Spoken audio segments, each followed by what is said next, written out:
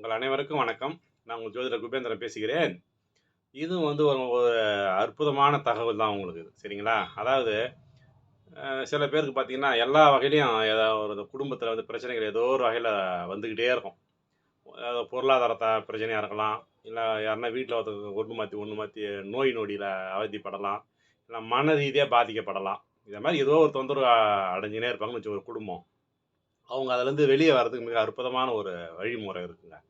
அது எப்படின்னா ஏதாவது ஒரு நல்ல நாள் நல்ல நாளா பார்த்துங்க. குறிப்பா வெள்ளிக்கிழமை தான் ரொம்ப சிறப்புங்க.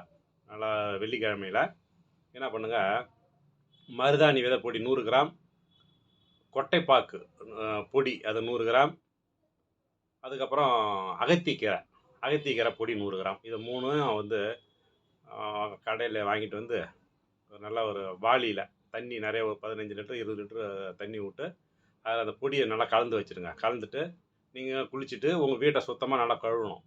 கழுவி விட்டதுக்கப்புறம், உங்க பூஜை ரூம்ல வந்து 5 தீபம் ஏத்துங்க.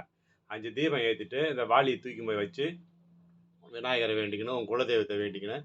என் குடும்பத்தில இருக்கிற எல்லா பிரச்சனையும் இன்றையோட எனக்கு தீர்ந்து போகணும் அப்படின்னு சொல்லிட்டு நல்லா மனசார வேண்டிக்கினேன்.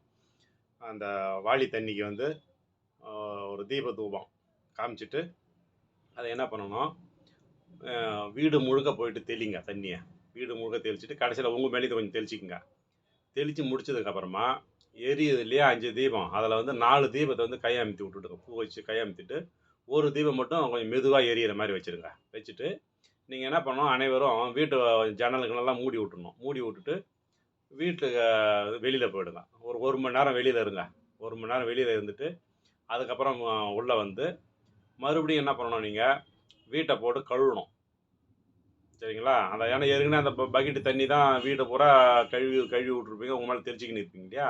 மறுபடியும் என்ன பண்ணணும், வூட்டுக்குள்ள வந்ததும், புது தண்ணிய ஊத்தி, வீட்ட கழுவிட்டு நீங்களும் குளிச்சிடணும். குளிச்சுட்டு, அந்த தீபத்தாண்ட போயி, எரியிற தீபத்த வந்து மறுபடியும் 4 தீபத்த ஏத்தி நல்லா எரிய விட்டுட்டு, ஒரு சாம்பிராணி புகை போட்டு, அதில வந்து குங்குலியத்த போட்டு நல்லா போட்டு, வீடு முழுக்க ஜன்னல்லாம் சாத்திட்டு, நல்லா ஒரு பூஜை மணி அடிச்சு விட்டுடுங்க.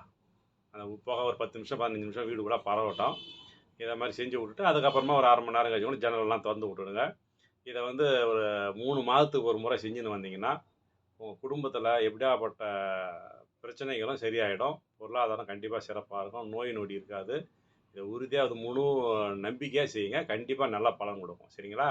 இந்த பதிவு உங்களுக்கு பிடிச்சதுன்னா லைக் பண்ணுங்க, ஷேர் பண்ணுங்க. நன்றி. வணக்கம்.